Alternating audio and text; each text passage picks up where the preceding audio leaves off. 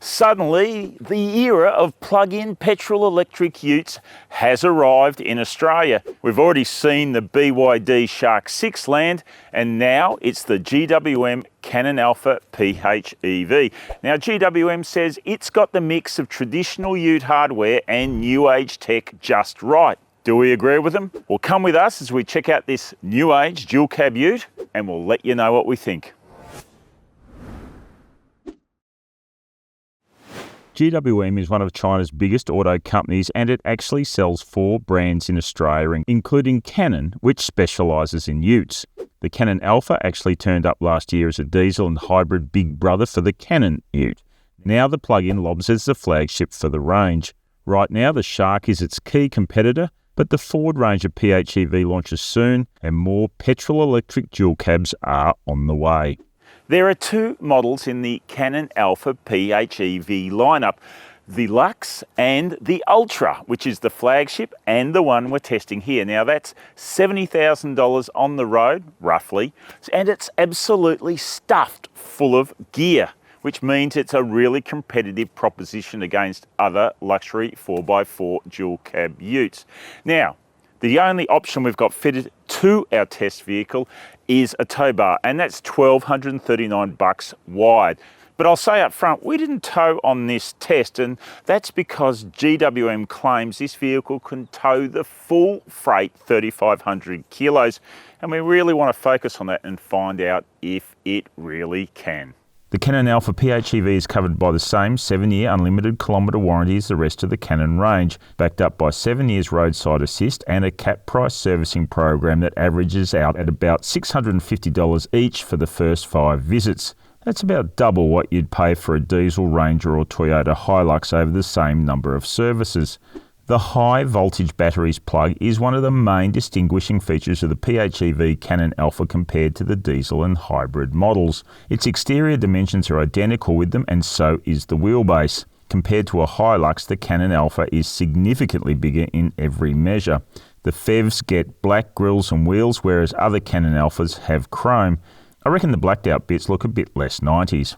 The Ultra can be picked from the Luxe by its panoramic sunroof, power sliding rear window and 2-piece tailgate. More on that shortly. Alright, so let's talk about the GWM Cannon Alpha PHEV's drivetrain, and as you can see, we've been giving it a bit of a workout here. Now, what you get is a 2-litre turbo petrol engine that combines with an electric motor that sits ahead of the 9-speed automatic in the transmission tunnel, drives all 4 wheels. You get front, centre and rear locking diffs to help off-roadability as well as low range. Considering this thing has more combined power and torque than a Ford Ranger Raptor Super Ute, the 0 to 100 km/h time might seem a bit slow, but it does weigh more than 2.8 tonnes. The official fuel consumption claim is very hypothetical and really only achievable if you keep the high voltage battery charged up. It's all going on when you jump into the wide, comfy and leather-trimmed driver's seat of the Cannon Alpha PHEV. It's all so spacious here. It's big steering wheel, big centre screen and instrument panel, and a pastiche of trims that seem to have been sourced from several different decades. I mean, check out this plastic wood, and you got to say, the ambient lighting can be very vibrant. One of the biggest deals about the Ultra is the amount of tunability. Powered seats, lots of stuff in the touchscreen to dive into, lots of buttons on the centre console, lots of info stuffed into the instrument panel. Wow, it takes a while to figure it all out. But it also appears to be very well put together in here, which is, I've got to say, typical of the Chinese brands. Perceived quality is good. The assembly looks pretty well stitched together. Now, this car also comes with plenty of storage up front. You've got all the expected things: door bins, glove box, spring-loaded cup holders here in the centre console, but there are some other nice touches. Cooled centre litter bin with a sliding top shelf, and down here next to the driver, a handy storage area which also includes 2 USB-A ports. This big 14.6-inch infotainment touchscreen offers seemingly endless menus and sub-menus to drill down into and finesse. Here's an example. That ambient lighting I mentioned before, you can tune it in all sorts of different ways. Wireless Apple CarPlay and Android Auto are part of the deal, and our testing focused on CarPlay, which was easy to hook up, but we did have a series of issues with it seizing and stopping. That meant reverting to the standard sat-nav, which worked pretty well. The retention of AM radio in a working vehicle that could end up in rural areas is a great idea. All right, so GWM's added some handy drop-down and shortcut features, but the problem is that you can't access them when you're in, say, a smartphone app like CarPlay. Look, I'm trying to swipe down here to a drop-down menu and it won't work. So you have to go back to GWM homepage, and here you can access air conditioning temperature. Also, this drop-down that I was talking about, that's how you address your audio volume. Now, you can also adjust that either via the steering wheel or by voice control. You can also adjust temperature by voice control. But it does all seem a bit more convoluted than it needs to be. The digital instrument panel is also pretty big at 12.3 inches, and it contains all the relevant information you need, and you can cycle through a heap of detail just to find out how efficient or not the Cannon Alpha PHEV is being. Now, above that on the windscreen is a sizable head-up display, just in case you're not already suffering from information overload. The big infotainment screen delivers a variety of camera views from all around the Cannon Alpha PHEV, and there's also a see-through mode. Press this button and the Alpha will reverse back on the course it has just come along, hands and feet free. Safety specification is something the Chinese brands take very seriously, and the Cannon Alpha PHEV comes fitted with all the driver assistance you would expect. The good news is they're better tuned than they used to be. This shortcut button helps save time tuning them, although if you've got a smartphone app running on the screen, it won't override it. So still some faffing about.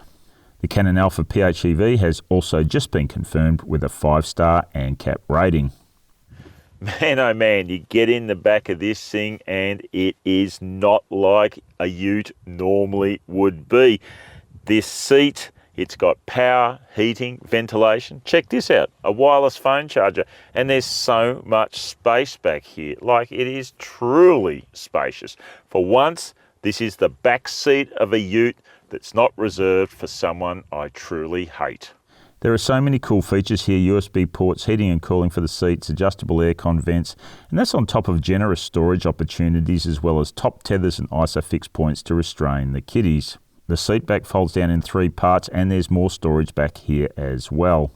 All right, we've headed around to the working end of the Cannon Alpha PHEV to see how it's set up here, and we reckon there's some great stuff, some stuff we're not sure about, and some stuff we definitely don't like. Okay, to the good stuff first. Spray in tub liner, always a good thing. Lighting to help you see what's going on back here at night, terrific. Now also, plug in this charger to the high voltage battery power point on the side of the vehicle, and you get access to what's called vehicle to load. And that will allow you to run power tools, generators, camping gear when you're on a work site or heading into the boonies. It's a really good idea. So what are we not sure about? Well, this tailgate can be opened in 1 or 2 pieces. It's kind of cute, but does it add anything besides complexity? We also had an issue with the operating button sticking. Not super excited about the spare tyre sitting up here in the tray, but the size of the battery means it can't be fitted underneath. This is a local solution as the car comes from China without one. At least it's a no-cost option. And a definite thumbs down is the gap between the wheel arches, which are too narrow to accommodate an Aussie pallet. We should also mention at this point the Cannon Alpha PHEV has a pretty mediocre 685 kilogram payload, obviously well shy of the ton plus plenty of diesel utes manage. When you're towing 3,500 kilos, it's reduced to 335 kilos payload, which is also under the odds for a working ute. All right, so that's the Cannon Alpha PHEV standing still, and I think you'll agree, plenty of interesting things going on there, and we're about to hit the road. I think you'll find there's a few more interesting things as well once we get rolling. Let's go. I've got some previous experience with the Cannon Alpha diesel and hybrid, and in both cases there were some similar lessons learned. A pretty sound base mechanical package overlaid by poorly calibrated driver assist systems. It's snatching at the steering wheel, it's telling you to keep your eyes on the road. There's a bing coming from somewhere, I don't even know what it means, but it's just so annoying and unnecessary. Well, This time round with the PHEV, I think GWM has made a real improvement in this regard. There's less bing bongs, there's less instructions being relayed back to the driver, and there's less jerky movements of the steering wheel as the system reacts to real and imaginary lines. Look, it's not perfect, but it certainly is improved. Well, if the driver assist system is a bit of a mixed bag, the same can't be said of the powertrain. It's pretty impressive. GWM claims 115 Ks of EV running is possible, and we got up to 80 Ks with plenty of open road, high-speed running in there. I think it would perform better and do more Ks potentially in an urban environment. That's where the EV side of it would work at its best. Left to its own devices as an EV, it's noticeable that it's not especially strong once you get past that initial acceleration phase where the low torque capabilities of an e-motor tip in the hole that the diesel and hybrid versions of the Cannon Alphas have. Like, the initial acceleration is smoother and stronger and more immediate. However, even in EV mode, it's noticeable that the petrol engine kicks in when you're looking for a lot of acceleration. Say climbing a hill, a steep hill, the e-motor alone struggles to really push that 2.8 tonnes of this vehicle up those sort of challenges. It does need the petrol engine to chime in. So while the weight does have an impact on how quickly it accelerates and gets along, it has less noticeable impact on the way it steers and handles. Look, this is a really well-contained vehicle considering how heavy and high it is. It really does behave quite well. We threw 325 kilos into the tray to see what impact that had, and it went a bit nose up, bum down, but really it still behaved pretty well. Look, there are some GWMs that are pretty average to drive, let's put it that way diplomatically, but this isn't one of them. It's quite competent. And it's also pretty comfortable to ride in, with or without that load. Now, this vehicle has traded in the leaf springs at the rear that the diesel and the hybrid use, and has gone to coils, and that's because the battery takes up lots of space under the floor. The impact of that is not noticeable in any significant way. I thought the leaf spring versions of this vehicle rode pretty comfortably, and this one does too. Look, with the load in the back, it probably rode a little bit better. It just lost a little bit of that patter and shake that it had when it was unladen. Along with being comfortable to ride in, the Cannon Alpha PHEV is also a very quiet vehicle to ride in.